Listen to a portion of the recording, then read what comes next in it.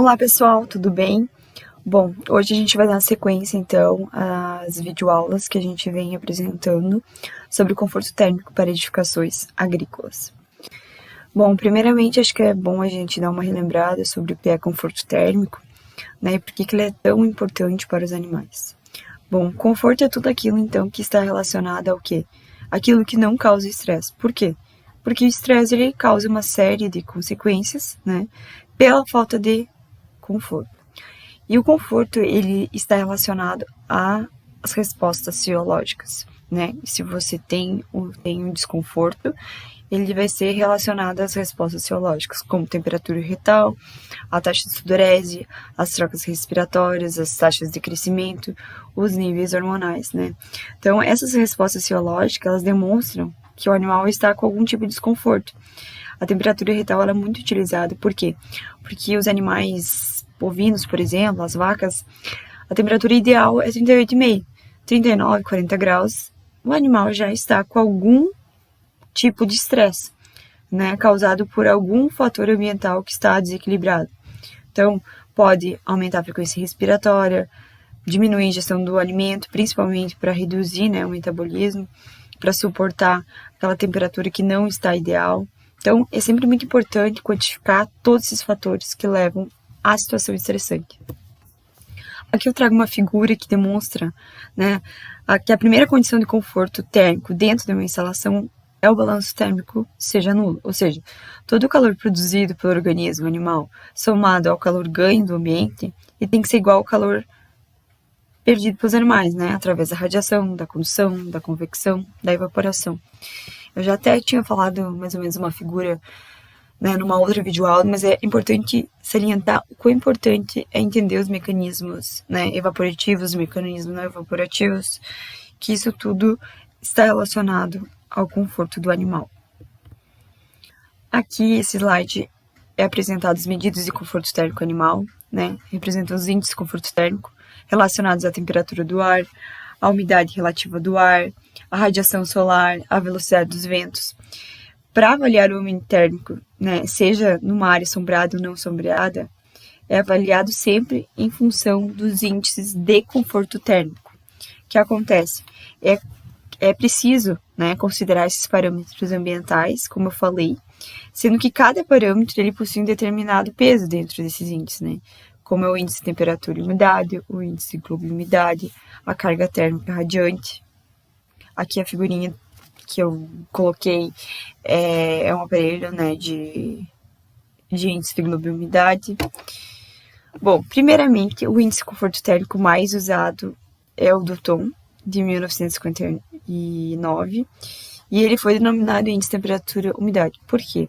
Ele associa a temperatura do bulbo seco e a temperatura do bulbo úmido, ou a temperatura do ponto ovário, como que aqui temos a fórmula, onde é possível calcular esse índice. A limitação aqui não considera a radiação direta, né, e é usado para animais em confinamento, ou seja, sombra.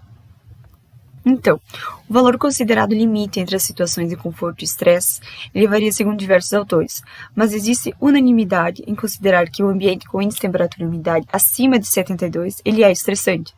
Nesses casos, a habilidade do animal em dissipar calor está comprometida, e a produção de calor endógeno supera sua capacidade de resfriamento, gerando estoque de calor corporal com aumento da temperatura corporal acima dos valores normais.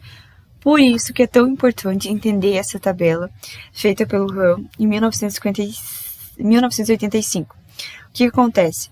Aqui é possível verificar o que acontece com o animal através da sua temperatura e através da sua umidade, delimitando qual grau de estresse o animal se encontra. Que a gente consegue, através das cores, perceber que a cor verde representa nenhum desconforto.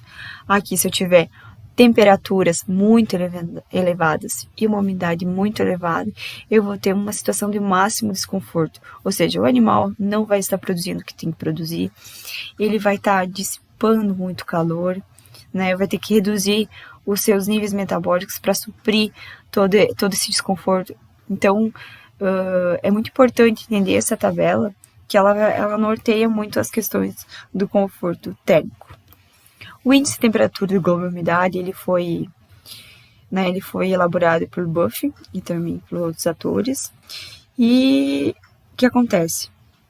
esse índice, ele considera um único valor, né? Os efeitos da temperatura do bolo seco, deve contar a umidade do ar, o nível de radiação e também os movimentos do ar.